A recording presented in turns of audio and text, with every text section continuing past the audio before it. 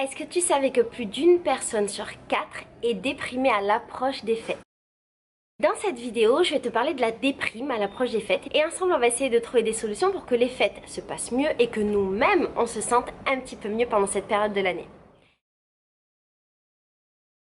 Moi-même, à l'approche des fêtes, je me sens toujours un petit peu stressée, un petit peu mal.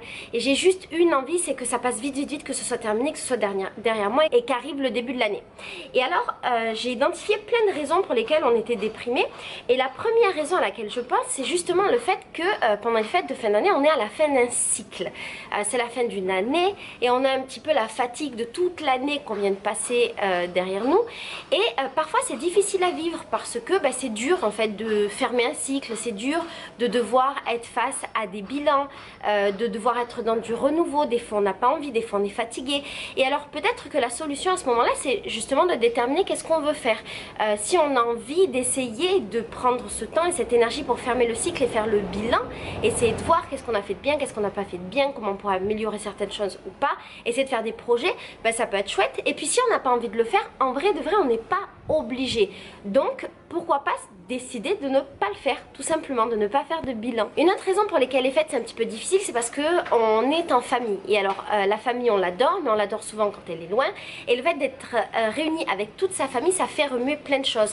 Alors il peut y avoir les anciens conflits qui remuent, il peut y avoir le fait qu'on se sente de nouveau comme un enfant. Moi c'est mon cas, quand je suis en famille, j'ai l'impression de redevenir l'adolescente face à ma mère et c'est difficile parce que maintenant je suis une adulte.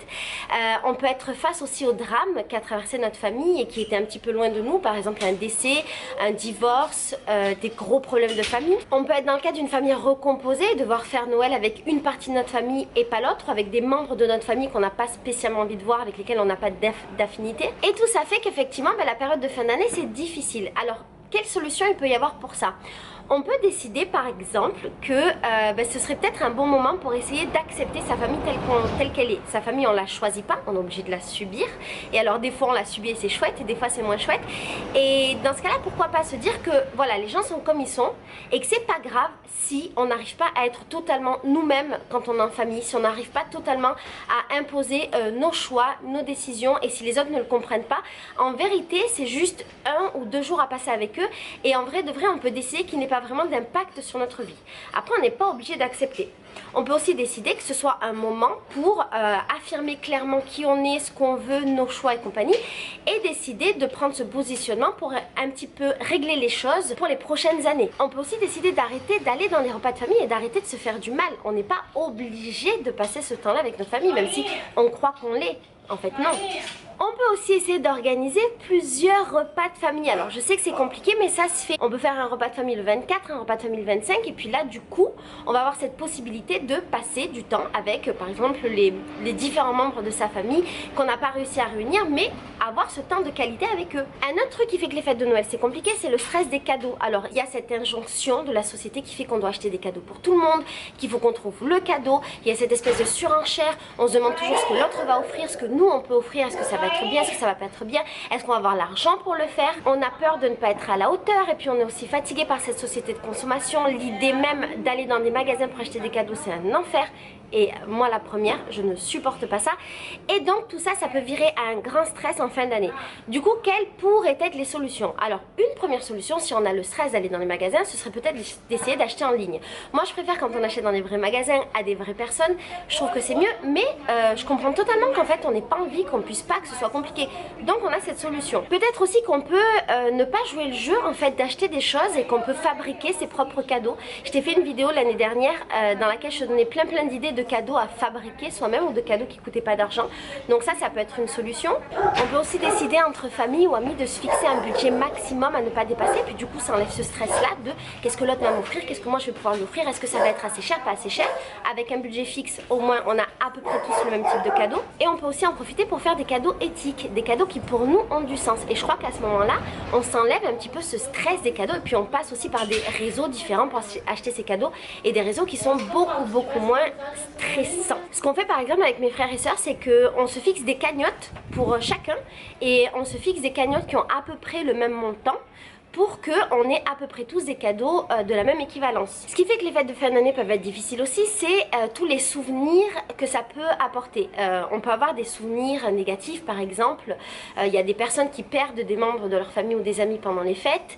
On peut penser à une personne qui est absente, qui est décédée pendant l'année, ou à une personne qui n'a pas pu venir, une personne qui vit loin. Et du coup, c'est vrai qu'on peut avoir cette tristesse qui arrive en fin d'année à cause de ces manques-là. Alors je sais que c'est difficile de vivre avec des souvenirs qui sont tristes, mais peut-être que on peut décider de se créer des nouveaux souvenirs. Par exemple, Leandro, lui, ne fêtait jamais Noël parce que son père est décédé pendant la période de Noël. Et l'année dernière, en fait, il a décidé de refêter Noël, et sa maman aussi, sa maman et son fils le fêtaient pas, personne ne le fêtait. Ils ont décidé de le refêter, et en fait, on a créé un autre Noël avec une configuration différente parce que j'étais là et qu'il y avait d'autres membres de ma famille recomposée française ici au Brésil. Et en fait c'était génial parce qu'on s'est créé des nouveaux souvenirs ensemble, et du coup ça a donné un nouveau souffle à leur Noël.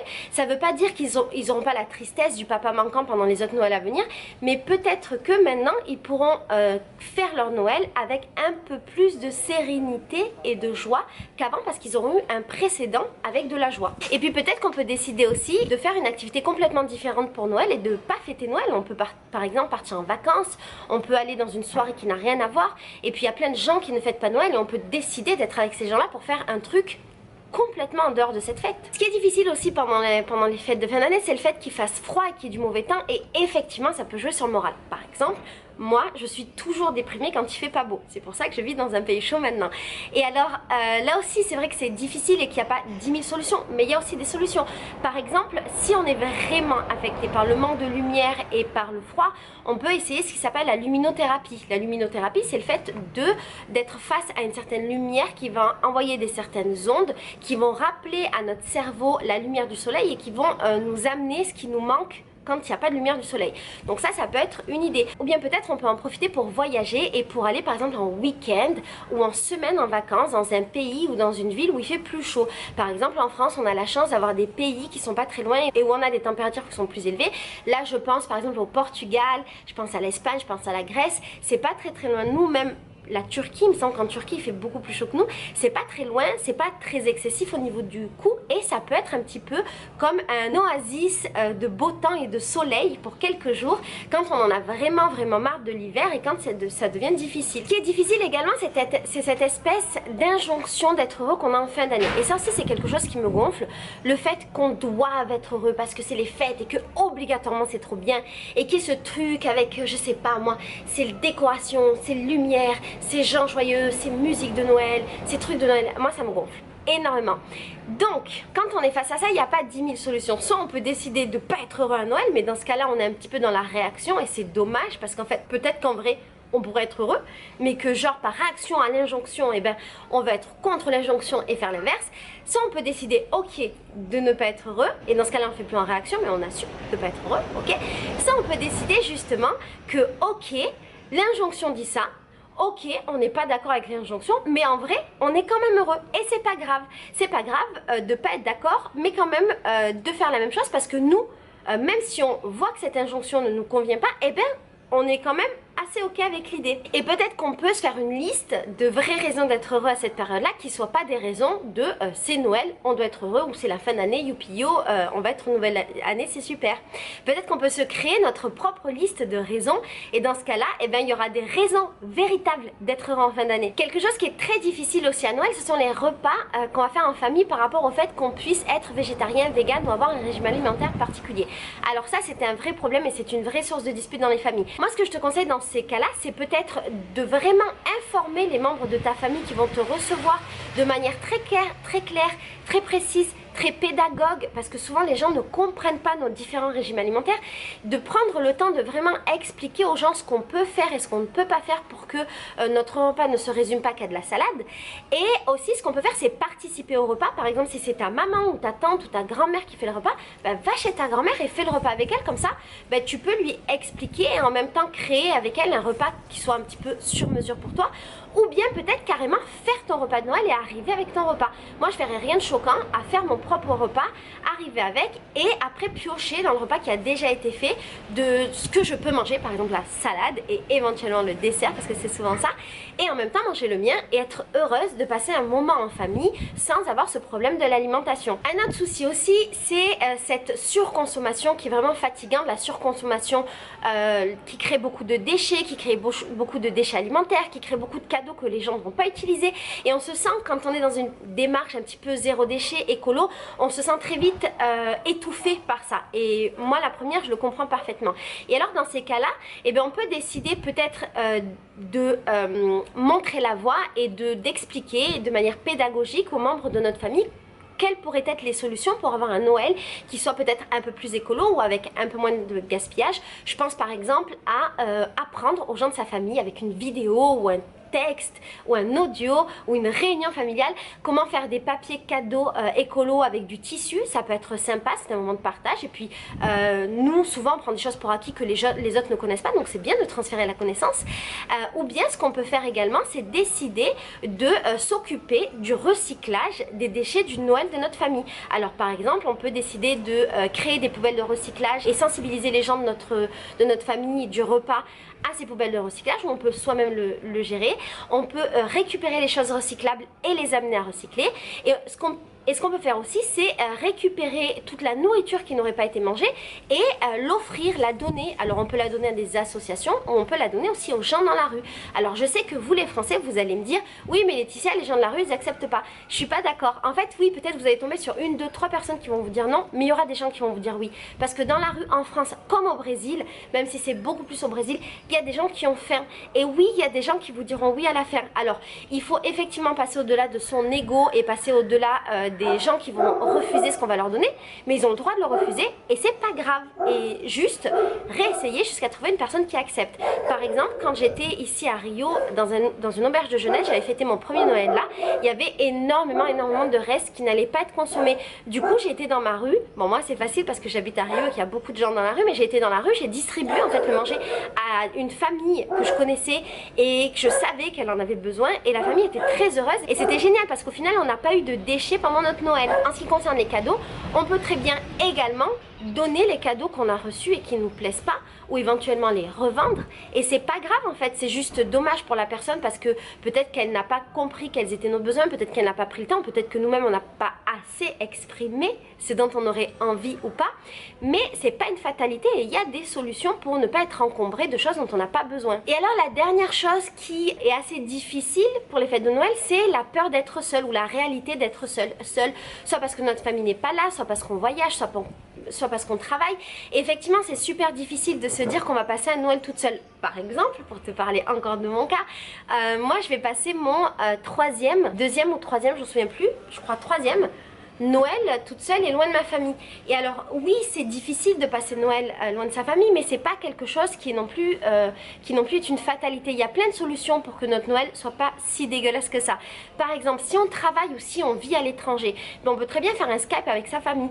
Moi c'est ce que je vais faire cette année. Je vais avoir mon ordinateur ou mon téléphone. Ma famille, sûrement mon frère, aura le téléphone posé sur la table, et en fait même si je serai pas vraiment avec eux, je serai un petit peu dans la maison avec eux. C'est une solution de repli, c'est pas la meilleure solution, mais c'est une solution.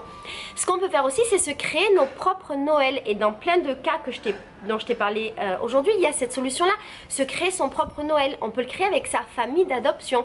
Par exemple ici au Brésil, je vais très certainement faire Noël avec les gens que j'aime et cette famille que j'ai créée. La première année quand je suis arrivée, j'avais pas cette possibilité. Et donc, ah oui, c'est mon troisième Noël, c'est ça.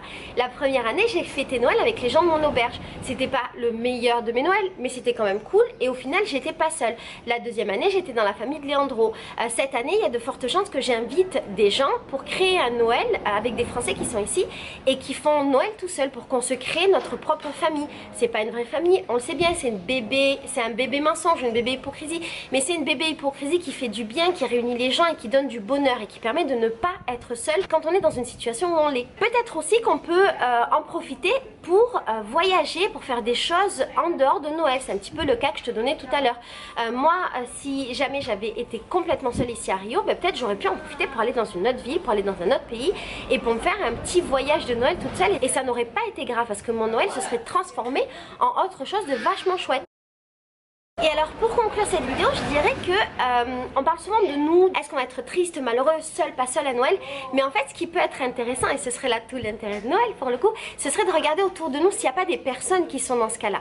Parce que parfois, et ben souvent même, on est dans le cas où nous on est bien pour Noël et qu'on a notre famille, on a nos amis, on a nos trucs, mais en fait autour de nous il y a une personne qui n'a pas ça, une personne qui passe son Noël toute seule parce que justement il n'y a pas sa famille, parce qu'il y a des problèmes dans la sienne, parce qu'elle n'est pas dans son pays, parce que la vie fait qu'elle est seule. Est-ce que ce serait pas le bon moment pour essayer d'inclure cette personne, de la faire entrer dans notre vie, de lui proposer une activité, un voyage, un repas, de l'inviter dans nos familles pour véritablement partager ce moment magnifique et échanger de l'amour? Pourquoi pas?